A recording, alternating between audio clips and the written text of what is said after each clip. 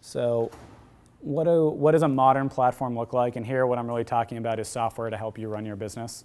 Ideally, it's kind of that one-stop shop where you can take action, and at the output of those actions, all the documents are kind of stored in a place that you can get to them. That makes it easy for you to act and also easy for you to understand what the hell just happened. That you can look at the reports on that data, so you don't have to do a lot of manual admin. One of the traps a lot of companies fall into is they get some action done, they throw it in a Google Drive or it's in an email, and they don't look at it again until they need it. And then all of a sudden it's that 11th hour, and you're trying to get yourself together so you can raise that exciting round of funding. And instead of focusing on kind of those core business terms, you're now running around trying to find an IP assignment agreement that one of your first employees didn't sign, or that you lost, or you know it's in an email somewhere, but you just can't find it. Not exactly how you want to be thinking about that first fundraise. You want to be focused on the deal terms, focused on what's actually going on, and quickly moving on so you can get back to running your business. So I'll talk about a couple different pieces. And how many of you have already incorporated a company? Has anyone actually done incorporation? One or two of you, three of you? So a lot of you are still kind of just thinking about how this process works. Is that right? Okay. So I'll actually show you how formation works in Shoobx, but there are other platforms out there to use to incorporate your company. But at least I can highlight some of the decision points that you have.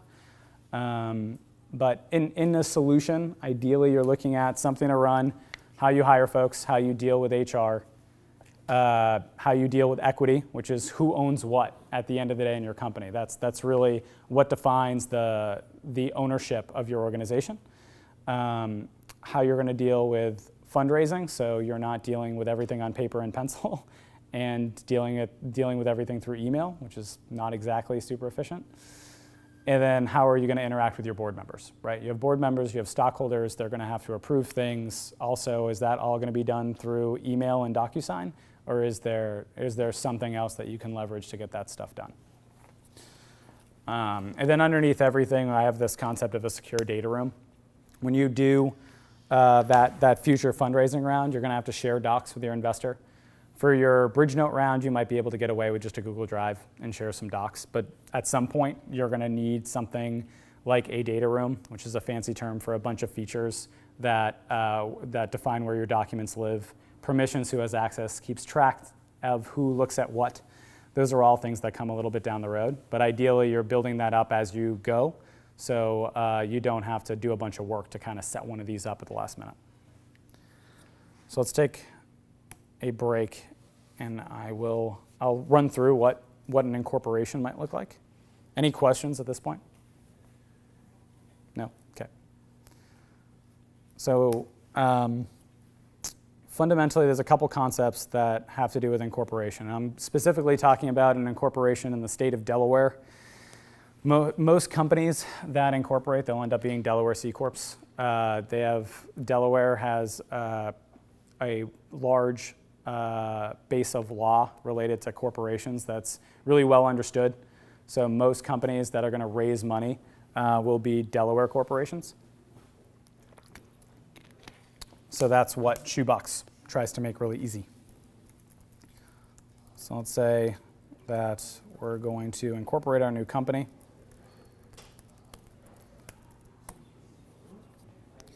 And we are here to incorporate.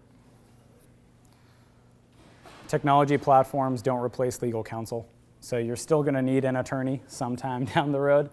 And you want to be able to distinguish between high value work and low value work. So low value work, sending out emails, collecting signature pages. High value work, having a conversation with your co-founders, trying to figure out how you should cut the pie. That's a good conversation to have with an attorney. They can be like a broker in that discussion. Some people, just taking that example, some people feel like when you're thinking about how to allocate founder shares, everyone should just get an equal stake because you're all going to be friends forever. Doesn't always work out like that. And not everybody's bringing the same amount of knowledge or commitment to bear. If you're going to work with somebody and they're like, yeah, I'll help you out for 6 months, that's well and good, but they probably shouldn't be an equal founder. So those are things to think about. There's also a concept called vesting. So you might grant yourself a bunch of shares, but you basically need to earn them over a period of time. So if you do go in with a couple co-founders and you're all in it to win it and you're going to put in all the time in the world, it's still good to put vesting in place. So that basically means that if they leave early, they're only going to get a portion of the stock that you issue to them, which is kind of fair at the end of the day. The idea is only worth so much. It turns out the execution is really where a company gets made. So you got to put in that sweat equity, that time, to get that over the hump. And investors want to see that too. If you're going to raise capital and none of the founders have any vesting whatsoever, the investors will suggest what your vesting is going to look like. And they're going to do that in a way that makes them feel really good. And you're not going to have a lot of negotiating leverage because you've kind of shown that you don't know what you haven't really made good decisions from their perspective. One of the things that you're trying to do in the early stages is put yourself in the best possible position when you're going to raise capital and project yourself that you're a capable entrepreneur and you're a good steward for the money that you're going to be taking from these investors.